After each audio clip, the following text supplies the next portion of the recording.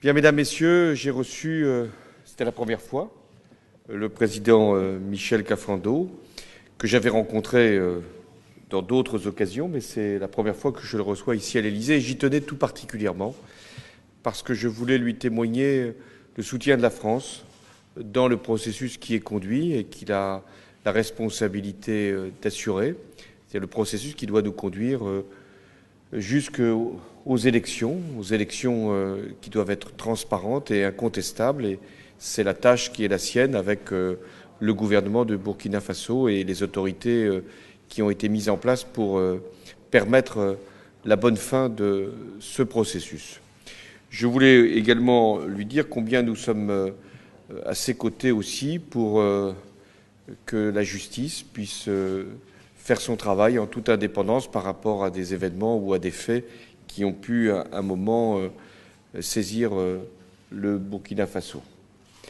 Je voulais également lui dire que la France mettait des moyens pour que les élections puissent se tenir et que dans le cadre de notre aide au développement, nous avons dégagé des crédits pour justement faire que les élections puissent avoir tout le caractère incontestable que nous voulons lui donner. Nous avons aussi d'autres aides pour le développement du Burkina Faso et encore il y a quelques semaines, la ministre du Développement a pu mettre en évidence ce que nous pouvons faire, notamment dans le cadre des énergies renouvelables. Je voulais également exprimer ma gratitude au Burkina Faso pour la responsabilité qui est maintenant celle du pays. Car vous allez organiser des élections et d'autres pays peuvent regarder vers le Burkina Faso, qui doit être un exemple par rapport à ce que la démocratie doit être, un exemple par rapport à ce que des processus constitutionnels doivent être. Et donc, si nous sommes aux côtés du Burkina Faso, c'est parce que nous voulons aussi qu'il y ait valeur d'exemple. Je pense notamment à ce qui se passe aujourd'hui au Burundi, où nous devons expliquer qu'il y a des processus constitutionnels qui doivent être respectés et qu'il y a aussi des élections qui doivent être organisées en toute transparence. Mais je voulais exprimer également ma gratitude à l'égard du Burkina Faso parce que vous avez, il y a quelques semaines, c'était au mois d'avril, accueilli les familles qui avaient été particulièrement touchées par la catastrophe aérienne sur le vol Air Algérie Ouagadougou-Alger. Et ces familles ont été particulièrement touchées par l'ensemble des accueils qui leur ont été assurés et des cérémonies qui ont été organisées avec la France. Je voulais encore exprimer ma gratitude par rapport à ce que fait le Burkina Faso au Mali, dans le cadre de la MINUSMA, et vous avez décidé d'envoyer un deuxième bataillon, et c'est très important pour que nous puissions assurer la sécurité au Mali et travailler à ce que l'accord, qui est maintenant en voie d'être finalisé, puisse être enfin signé. Et puis enfin, souligner le rôle du Burkina Faso dans la conférence sur le climat. Vous me rappeliez, Monsieur le Président, que c'est le Burkina Faso, à l'époque Haute-Volta, qui avait été la première des nations africaines à s'engager dans ce processus, à alerter. Et aujourd'hui, vous êtes à nos côtés pour que nous puissions trouver un accord à Paris. Et la voix de l'Afrique doit être particulièrement entendue, notamment sur la question du financement de l'adaptation, de la transition. Et nous travaillons justement à ce que des crédits puissent être mobilisés, à ce que des fonds puissent être réunis pour que l'Afrique soit pleinement associée à la conclusion de l'accord et à ce qu'un accord puisse être conclu à Paris.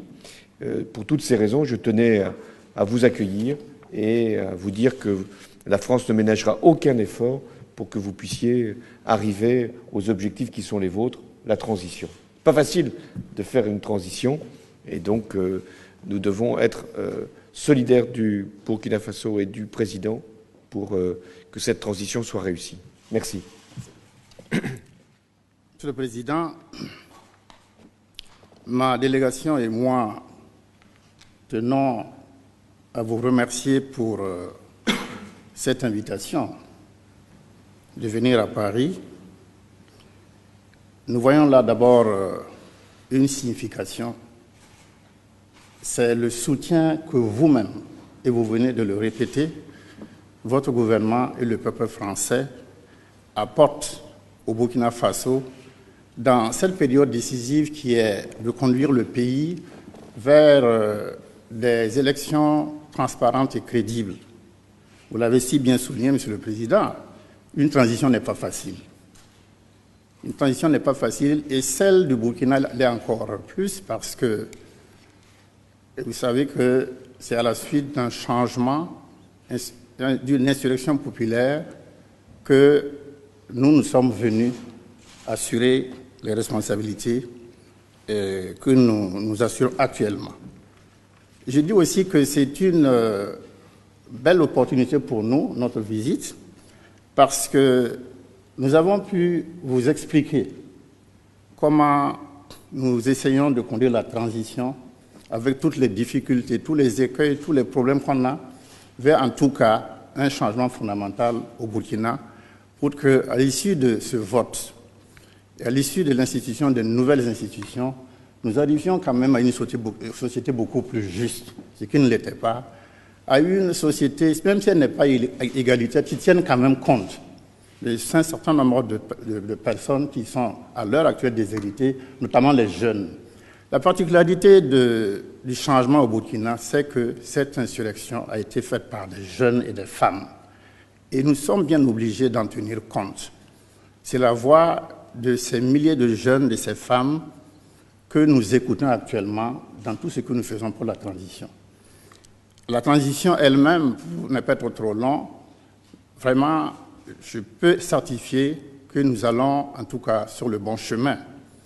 Parce que déjà, nous avons déterminé le chronogramme et les élections auront lieu, comme vous le savez, le 11 octobre pour les élections présidentielles et législatives couplées et le 31 janvier pour les élections municipales.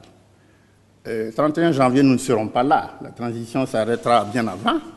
Mais comme nous allons convoquer le corps électoral, nous sommes sûrs que ceux-là qui viendront, ceux que j'appelle les techniciens de la politique, seront bien obligés de suivre ce que nous allons laisser comme trace. Nous avons, dans le même ordre d'idées, pour rendre ces élections importantes, surtout transparentes et très significatives, nous avons ouvert un enrôlement et près de 800 000 jeunes se sont inscrits à ce jour, ce qui va porter quand même le nombre du corps électoral à un niveau plus appréciable qu'un l'était avant. Donc tout cela, Monsieur le Président, ça s'est fait avec votre concours. Je ne saurais et je ne me tairai jamais, parce que je sais qu'au début, ça n'a pas été facile pour nous qui sommes venus. Beaucoup d'incompréhensions ont entouré le changement au Burkina. Mais vous nous avez aidés à faire comprendre à la communauté internationale qu'il s'agit d'une volonté du peuple. Il ne s'agit pas d'un changement genre coup d'État. Et beaucoup dans la communauté internationale aussi qui étaient un peu réticents ont compris. Et je peux vous dire qu'à l'heure actuelle, vraiment, toute la communauté internationale nous comprend et est derrière le Burkina. Et vous avez joué un gros... Et je tiens à vous remercier, Monsieur le Président. Ceci étant, vous avez abordé d'autres problèmes.